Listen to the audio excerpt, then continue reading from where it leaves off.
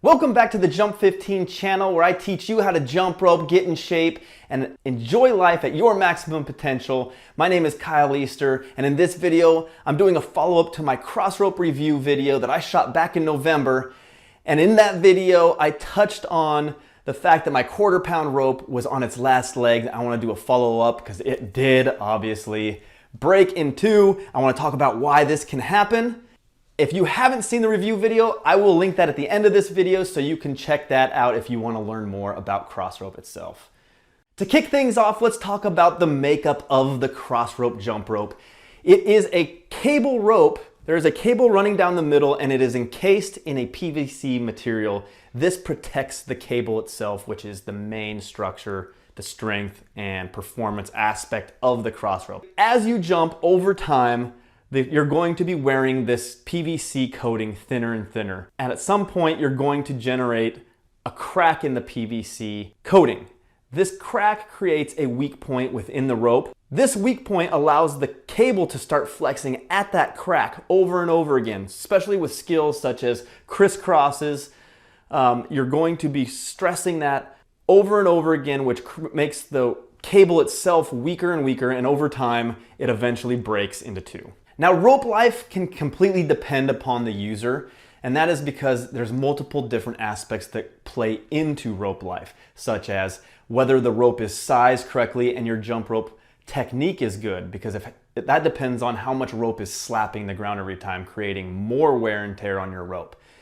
There's also frequency of use, what surfaces you jump on, and even what temperature it is outside, because PVC gets stiff, and so if you jump when it's really cold, it can create premature cracking, which is then going to create that weak point. So obviously this can vary the life of a rope. This particular one for me lasted about 1 year. My previous one lasted about 1.5 years. So it can vary quite a bit depending on all those characteristics. If you are a current crossrope user, leave a comment down below with how long your ropes have lasted you. If you've gotten to this point, how long your rope lasted, and what surface you usually jump on. It'd be interesting to know from others in the jump rope community what they typically see out of these. All right, the next thing I want to touch on is the cost of crossrope. I see on my channel in the comments and other people's channels that cover crossrope related topics, I see people state, $100 for a jump rope? That's ridiculous. You can get a $5 jump rope that works just as good. What a ripoff.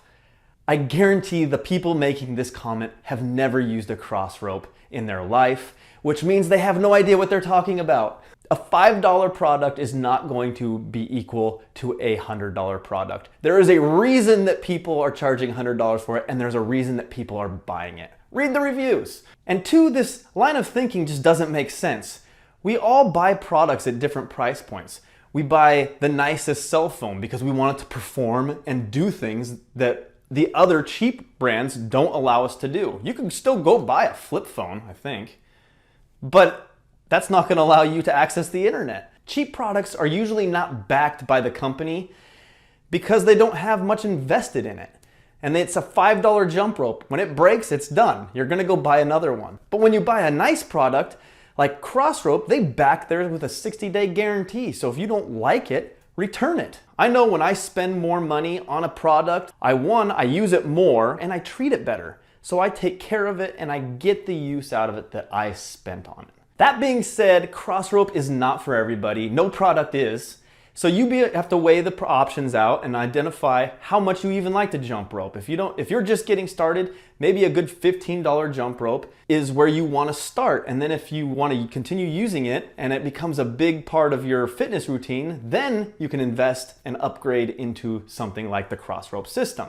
Another point to make is when you do invest in the crossrope system, and this does happen to your rope, you do not have to buy the $100 set again.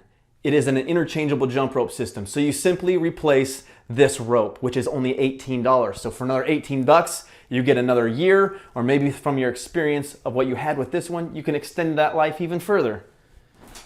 18 bucks. If you want to learn more about the crossrope jump rope system, check out my full review of the system right over here. And if you are brand new to jump rope, check out my Learn How to Jump Rope Start Here playlist. It will teach you everything that you need to know to get started off on the right foot.